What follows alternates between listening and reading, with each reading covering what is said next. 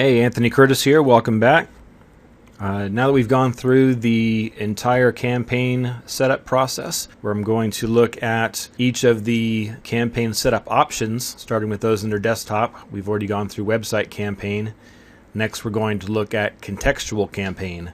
Now, a contextual campaign targets groups of websites by category, where before the website campaign was targeting individual websites specifically by domain. So let's jump in.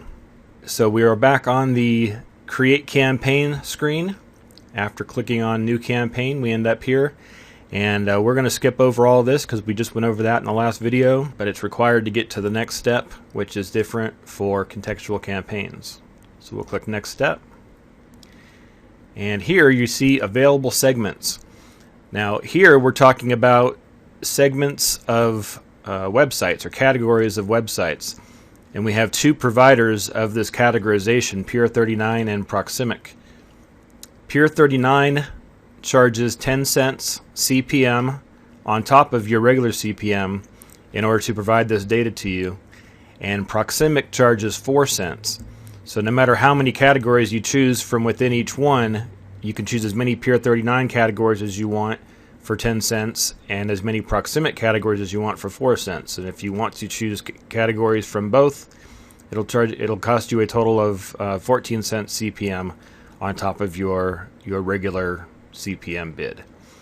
So just to give you a feel for what's in here, we have automotive, environment, education, careers, business, arts and entertainment, internet, recreation and games. I won't read through all of them, but that gives you a feel for what type of information is here. But whenever you see a triangle pointing to the right, that means there is a submenu. So you could click on it and expand those. So for instance here, under automotive, we have manufacturers, vehicles, buying and selling, maintenance, and insurance. So for instance, if you had a product that was targeted at Mercedes-Benz owners, you could click here on Mercedes-Benz and add it from the available segment column to the targeted segments column. And let's say maybe your product is not necessarily just for Mercedes-Benz owners, but just for luxury car owners in general. So you could also add Lexus. And notice it gave me the choice of and or with the and button. That means that both of these criteria must be met in order for the ad to be shown, which means that the website has to be categorized as both having content about Mercedes-Benz and content about Lexus. Where if you had an or statement, it would only have to have content about one of those car brands in order to be included in your campaign. Then if we click the arrow pointing to the right next to vehicles, we can go by vehicle category, SUVs, sports cars, passenger cars. So again, if your product that you are advertising is not only for luxury car owners, but actually luxury SUV owners, you would want to also add SUV. And let's say you had a client who was an auto insurance broker. You could go ahead and add an insurance here. Probably would want to remove Mercedes-Benz, Lexus, and SUVs, because I'm sure your client would be happy to sell car insurance to anybody regardless of what kind of vehicle they have. This means you would be showing their ads on websites that have content about insurance. So they might have some articles on a blog about how to buy car insurance or how to save money on your car insurance. So as they're reading these articles, obviously they're in the market for car insurance, and while they're getting some advice on how to shop for it, they could see your client's ad and look them up and make the purchase. So that's how the contextual website category segments work. There's also a language target option here. You have a choice of all, English, Dutch, French, German, and so on. I don't select English myself because again, this is just a hypothesis on my part, but I don't think that every website is categorized necessarily for what language they use. I'm not 100% sure on that.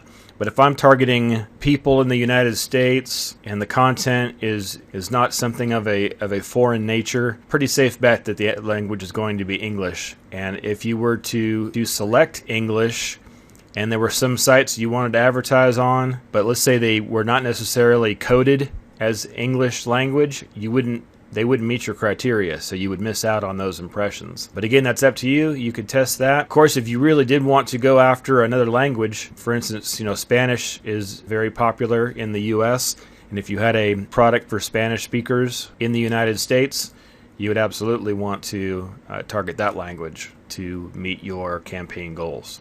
Next step is to the third step called inventory. This is where we selected websites before. Here we're being asked to select ad exchanges. The first choice here is run across all exchanges. And it says recommended, but then it has a warning that says run of network, RON, exposes you to a massive volume of impressions. Please use additional targeting options. Without these, no compensation will be issued should your spend cap be exceeded.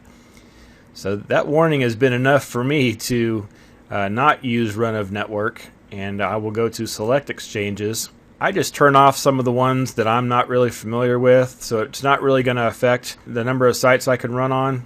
But I just deselect a couple of them, so that way Site Scout can never come back to me and say, hey, you get no compensation because your spending cap was exceeded because you didn't read the warning. So I just uncheck a few of them. Doesn't really matter exactly which ones. Just you stick with these first 5, should be fine. Some of the big ones you would not want to uncheck that you see quite often. Bright Roll, Chitika, Cox Digital I see quite a bit, Facebook, Interactive, Media Shakers, Pubmatic, OpenX, Rubicon.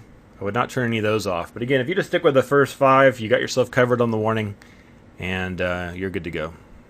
And here we're at the next step where we add creative, which we've done before, and the step after that is just to see the summary of what we've selected. So that is the overview of contextual campaigns. See you in the next video.